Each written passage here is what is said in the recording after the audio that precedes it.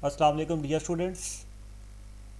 उम्मीद है कि आप सब लोग खैरियत से होंगे। आज हम कम्प्लेक्स नंबर में डिस्कस करेंगे मैपिंग और ट्रांसफॉर्मेशन को। ये नोट्स आपको ऑलरेडी अवेलेबल हैं, आपको दे दिए गए हैं, आपने अपने नोट्स को सामने रख लेना है और वहाँ से हम इसको डिस्कस करें कि बड़े ही आसान से क्वेश्चन हैं और मैं कोशिश करूँगा कि आपके कॉन्सेप्ट्स जो हैं वो क्वेश्चंस के क्लियर किए जाएँ ताकि आप एग्ज़ाम में अच्छा परफॉर्म कर सकें।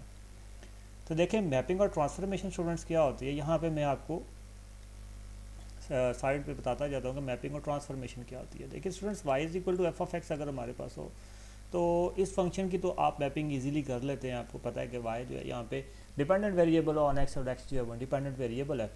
लेकिन students w is equal to F of g के केस में ज़रा मामला ज़रा डिफरेंट हो जाते हैं। ये जो w है ये आपके पास कहलाता है u प्लस आयोटा v, और एफ ऑफ जी जो है वो आपके पास कोई ना कोई ऑब्वियसली कोई ना कोई कॉम्प्लेक्स फंक्शन आपको दिया जाएगा। तो इसकी डिफरेंट नंबर्स के ऊपर, डिफरेंट प्लेन्स के ऊपर, सेपरेट प्लेन्स के ऊपर इसकी मैपिंग होती है।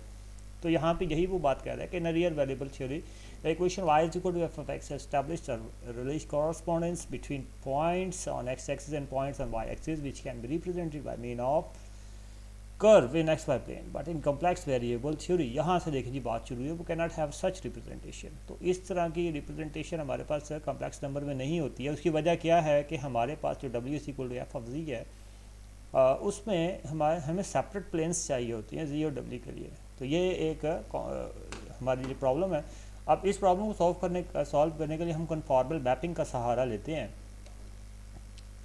तो कन्फॉर्मल मैपिंग में ये फर्स्ट वन हमारे पास क्या है जी, इसकी ट्रांसफॉर्मेशन इक्वेशंस हैं। तो स्टूडेंट्स, हमें मालूम है कि ट्रांसफॉर्मेशन इक्वेशंस हमारे पास क्या होती हैं। ठीक है जी, हमने जैसे नाम से ज़ाहिर हो रहा है कि हमने क्या करना है जी, इक्वेशन को ट्रांसफॉर्म करना है। तो हमें यह मालूम है, ऑलरेडी हम एनालिटिकल फंक्शन में पढ़ चुके हैं कि w is equal to F of x अगर हमें दिया हुआ है तो इसमें हमारे पास जो w है वो किसके इक्वल होता है, u प्लस आयोटा v के। इसमें अगर आप u और v को एलिमिनेट कर देते हैं तो ये आपके पास ट्रांसफॉर्मेशन इक्वेशंस बन जाती हैं। अब इसके रिलेटेड स्टूडेंट्स जो एग्जांपल्स हैं वो हम करेंगे, बड़ी ही सिंपल सी एग्जांपल्स हैं और आपको ईजिली समझ भी आ जाएंगी। तो उन दोनों एग्जांपल्स को हम की हुई है, prove that y is equal to 1 is mapped in a circle u square plus v square minus u minus v is equal to 0।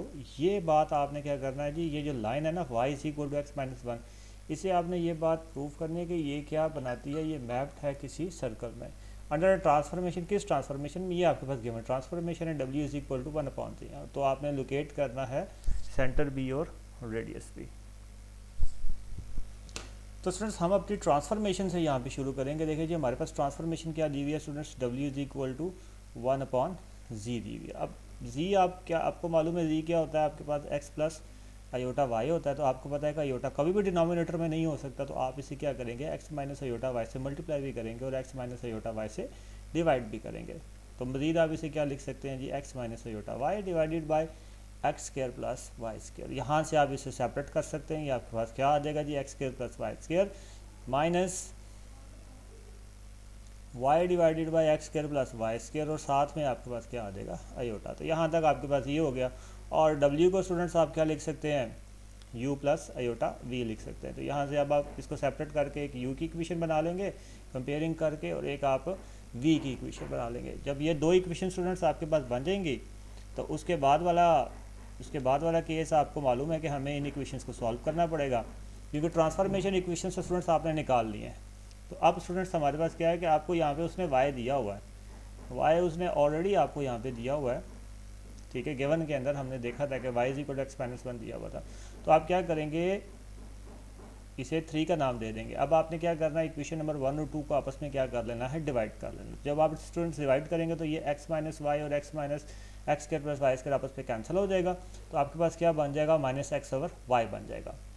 अब यहाँ पे y में आपने जो गिवन में आपको दिया हुआ था y का वैल्यू x माइनस 1, वो आप पुट करेंगे। Now cross multiply and after simple calculation you will get your required result. आपको यहाँ से x का वैल्यू भी मिल जाएगा, क्योंकि ऊपर आपको y दिया है ना उसने, तो आपने यहाँ से x का वैल्यू भी निकाल लिया। अब इस x की वैल्यू की मदद से आप क्या करेंगे, आप y का वैल्यू भी निकालेंगे।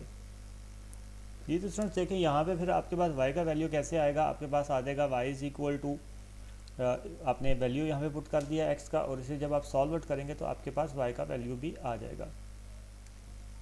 तो स्टूडेंट्स जब आपके पास y का वैल्यू आ गया तो आपने क्या करना है, दोनों ये जो वैल्यूज़ आपके पास आई हैं इन दोनों वैल्यूज़ को स्टूडेंट्स आपने क्या कर देना है, इक्वेशन नंबर 1 में पुट कर देना है। तो जब आप इन दोनों वैल्यूज़ को इक्वेशन नंबर 1 में स्टूडेंट्स पुट करेंगे तो ये आपके पास u की वैल्यू दे देगा और which is the required equation of circle. अब स्टूडेंट्स देखें यहाँ पे ये जो आपके पास आखिरी स्टेप है, इस आखिरी स्टेप में क्या होगा कि अब आपको बेसिकली ये इक्वेशन ऑफ सर्कल बनाना है ना। तो इक्वेशन ऑफ सर्कल स्टूडेंट्स क्या होता है आपके पास, x square plus y square is equal to a square होता है। तो स्टूडेंट्स आपको यहाँ पे भी यही बनाना पड़ेगा, x square plus y square is equal to a square. X square बनाने के लिए अब यहाँ पे आपके पास u है, वाई स्क्वायर बनाने के लिए आपके पास v है। तो आप यहाँ पे क्या करेंगे, u स्क्वायर माइनस u करेंगे, इनको इकट्ठा कर दिया, और v स्क्वायर माइनस v आपने इसको इकट्ठा कर दिया। अब इसको स्क्वायर बनाने के लिए आपको 1/4 चाहिए, तो आपने 1/4 इधर ऐड किया, 1/4 इधर ऐड किया, इज इक्वल के दूसरी साइड पे भी किया ताकि आप इसे स्क्वायर बना सकें। अब ये आपके पास क्या बन जाएगा स्टूडेंट्स, एक स्क्वायर बन जाएगा, और यह भी आपके पास क्या बन जाएगा, स्क्वायर बन जाएगा। तो ये इक्वेशन ऑफ सर्कल बन गई आपके पास विद सेंटर 1/2 एंड 1/2। तो आई होप स्टूडेंट्स आपको इस एग्जांपल की अच्छे तरीके से समझ आ गई होगी। मूव करते हैं इससे नेक्स्ट एग्जांपल की तरफ।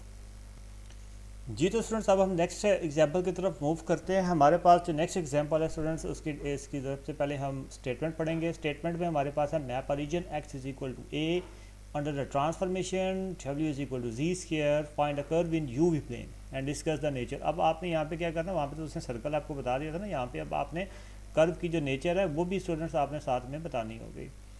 तो अंडर द ट्रांसफॉर्मेशन अगेन आपको w is equal to ji square दे दिया, तो आपको सारा मामला यहीं पे करने पड़ेंगे w is equal to ji square के ऊपर। सबसे पहले आपने क्या लिख दिया, गिवन ट्रांसफॉर्मेशन जो आपके पास w is equal to ji square थी, w आपको मालूम है u प्लस अयोटा v के इक्वल होता है, z आपके पास स्टूडेंट्स किसके इक्वल है, x प्लस अयोटा y के। आपने इसका स्क्वायर ओपन कर लिया, यहाँ से आपने क्या किया जी, इनको इक्वलेट कर लिया जिस तरह से हम इक्वलेट करते आए हैं। तो यहाँ से ये आपके पास u is equal to x square आ जाएगा और v is equal to 2xy आ जाएगा। इसी तरह से स्टूडेंट्स आपको ये बात मालूम है, जैसे प्रीवियस एग्जांपल में हमने देखा कि वहाँ आपको गिवन भी दिया हुआ था कुछ, यहाँ पे भी आपको गिवन दिया हुआ है x। तो इसका मतलब है कि जो इक्वेशन नंबर 1 और 2 है उसमें आपने x की जगह पे क्या पुट कर देना है, a पुट करना है। जो जब आपने x की जगह पे a पुट किया तो u is equal to a square minus y square आ गया, और v इज इक्वल टू आपके पास क्या आ गया, 2ay आ गया। तो इक्वेशन नंबर 4 से हमने ये बात देखी कि यहाँ से अगर हम y की वैल्यू निकालें और यहाँ पर पुट कर दें तो हमारे पास कुछ ना कुछ बन जाएगा। तो आपने क्या करना है जी, इक्वेशन नंबर 4 से y की वैल्यू आपने निकाली, और ये y की वैल्यू आपने किधर पुट कर दिया जी, 3 में पुट कर दिया। तो जब आपने y की वैल्यू ये 3 में पुट की तो आपके पास जब आप इसे सॉल्व आउट करेंगे तो आप ये देख रहे हैं कि आपके पास ये एक पैराबोला बना देगा। तो आपने यहाँ पे क्या लिख दिया, which is the equation of parabola. तो आई होप स्टूडेंट्स इसका मज़ीद जो तीसरी एग्जाम्पल है वो आप लोग खुद देख लेंगे। तो आई होप स्टूडेंट्स आपको इसकी ये कॉनिकल फॉर्म जो है वो समझ आ गई होगी। It's a very simple case. इससे नेक्स्ट हम मूव करेंगे वो एक और ट्रांसफॉर्मेशन को पढ़ेंगे इससे नेक्स्ट लेक्चर में। अल्लाह हाफिज़ and have a nice day.